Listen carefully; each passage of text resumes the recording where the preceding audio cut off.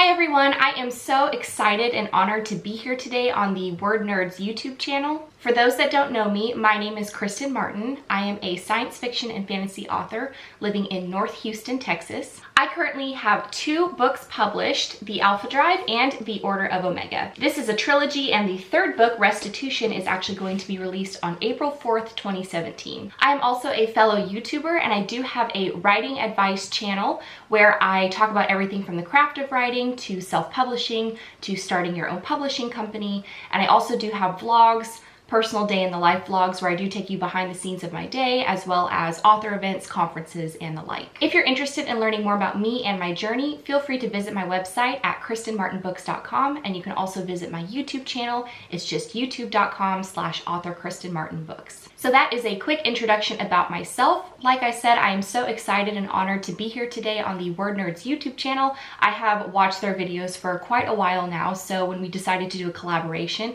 I was more than willing and more than excited to jump on board. So today I'm actually going to be participating in the Reader's Nook segment, and I will actually be talking about the books that I love in general, so my favorite books, and I will also be talking about the books that have inspired me along my writing journey. So without further ado, let's go ahead and start with my favorite books just in general. The first book is The Bell Jar by Sylvia Plath. It even says it on the back cover, but this is a haunting American classic, and I absolutely love it. I just think Plath does such a great job going into the dark areas of your mind and your psyche, and it's just so interesting to really dive into this book. It's one that I've loved. I've read this many, many times. It's always been one of my favorites. So I do highly recommend reading this if you're wanting to read a classic, but a darker classic. Another one of my favorite books is a given, and that is the entire Harry Potter series by J.K. Rowling. I remember starting to read this when I was in middle school, and it just took me on such a wild ride and such a journey just to a whole nother world. And when I was younger, I was always just interested in magic systems. I loved fantasy books. I just loved that whole aspect of world building, that fantastical world building and magical realism. So when J.K. Rowling came out with Harry Potter, I just remember reading it for the first time and was absolutely blown away. It actually was required reading in my humanities class in either 7th or 8th grade. I can't remember what grade level it was. I read this book many, many times. I've read the books in the series. I love them. I've seen all the movies. I'm a huge Harry Potter fan. I really do think that for my generation, this is one of the defining pieces of literature. So I love Harry Potter. Another one of my favorite books of all time is Invisible Monsters by Chuck Palahniuk. And I feel like I'm finally saying his name right because I've butchered his name in every other video I've done. Someone pointed out to me that it's Palahniuk, and I hope I'm still saying it right. I might still be saying it wrong. But anyways, he is also the author of Fight Club and Choke and a bunch of other books, but Invisible Monsters was one of the first books that I read by him. His prose is so unique, his voice is so captivating, and he just has this way of drawing you into the story.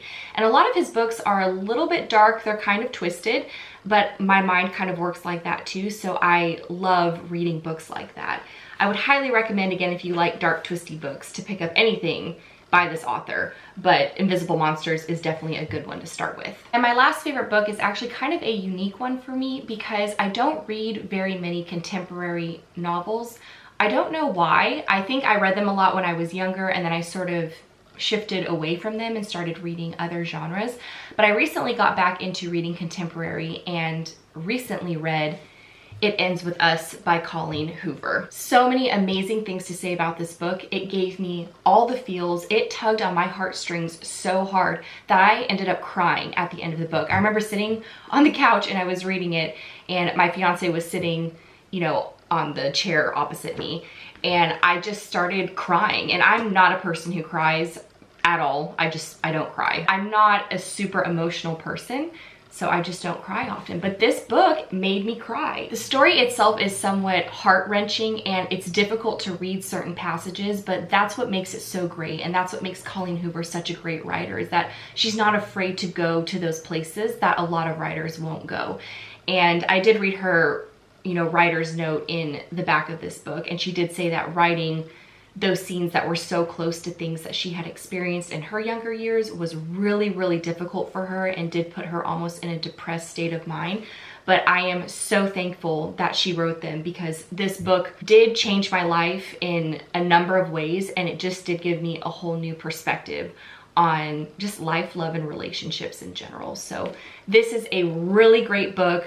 Be warned that you probably will get very emotional, and there are some parts that are hard to read, but this is an outstanding, outstanding book. Okay, so those are my favorite books in general. So now we're going to shift over to the books that have inspired my writing.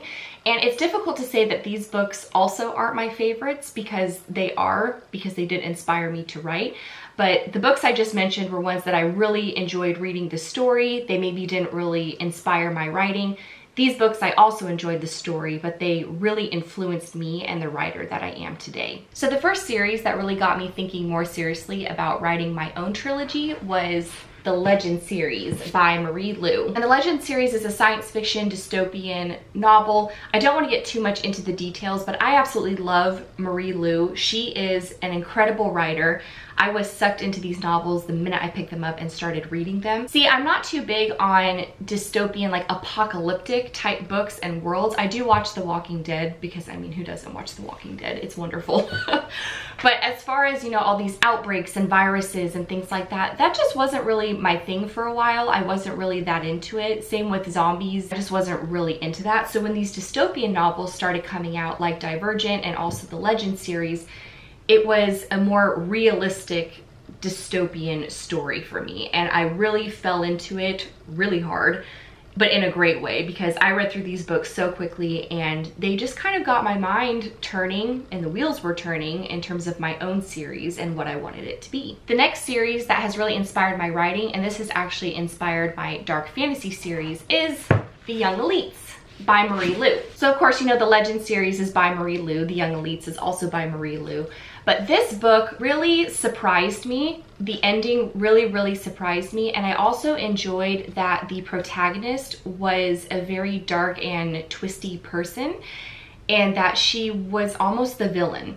That was very interesting for me. I haven't read a book like that, but I still sided with the protagonist. So to be able to write a protagonist that has very evil traits and that is very flawed is difficult to do, you know, and to still have the reader root for that character. So The Young Elites really did kind of shift my mind into the whole dark fantasy world, because I've always liked reading about fantasy and magic, but this darker aspect really pulled me in, and it just got me thinking about what I wanted to do for my dark fantasy series. The next series that has inspired my writing is Throne of Glass by Sarah J. Maas. I never know if it's Sarah J. Maas or Sarah J. Maas, I'm not really sure.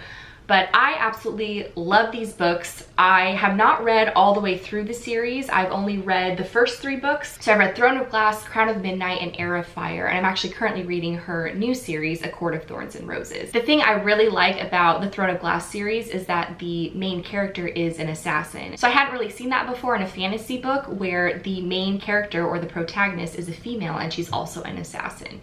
So I've also loved these books, love these stories, and I'm really excited to finish reading the series. So now I'm going to talk about 2 books that are not in the fiction genre, but they are more in the nonfiction and writing reference genre. And these are books that I have referenced numerous times when writing my own manuscripts. The first one is Story Trumps Structure by Stephen James, and the next one is Writer with a Day Job, and this is by A. Greene. Her name is spelled A-I-N-E, and there is an accent mark over the A. I just don't know how to say that name. I don't know if it's Anne or Ain or Ine.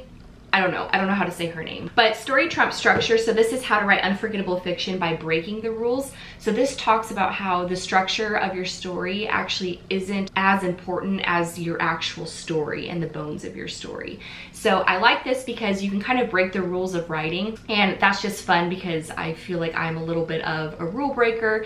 I do like to do my research and make sure things are all lined up, but it is kind of fun to work with your prose and your structure and do things that you haven't seen in other books before. So that's something that's really fun for me to do, and that is why I love this book. And secondly, Writer with a Day Job has inspiration and exercises that will help you craft a writing life alongside your career.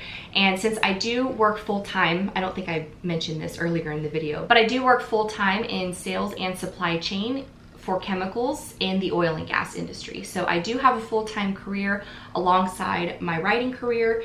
And this book has been instrumental in just getting me through some of those really hard days, or when I get home from work and all I want to do is Netflix and chill. I always reference this book. There are great exercises and inspiration in here to kind of get my mind on the right track, put me in the right mindset, put me in a good mood, and get me to writing, because I am human as well. I get tired, I get exhausted. There are times when I don't want to do anything, but I love writing so much, and I have this dream and this whole vision for myself and where I want my life to go. And I know that I have to put in the effort and the work to get there. So if you are someone who also has a day job and you're struggling to find that balance or find time to write and really pursue your passion, I would highly recommend buying Writer with a Day Job. I mean, you can get this on Amazon, Barnes & Noble, really any site that sells books. And it may even be at your local library. So that's it. Those are my favorite books in general, and then the books that have inspired me along my writing journey. I really hope you guys enjoyed this video. Again, I am so honored and I feel so privileged to be here on the WordNerds YouTube channel. I want to thank everyone at WordNerds for collaborating with me and for doing this video. I had a lot of fun doing it, and I really hope that you guys enjoyed it. Don't forget to check out my website if you'd like to learn more about me, and please don't forget to subscribe to the WordNerds YouTube channel as well as to my YouTube channel. I'm sure all of the links will be left down below, but I hope you guys enjoyed it, and I hope to see you all again really soon. Bye.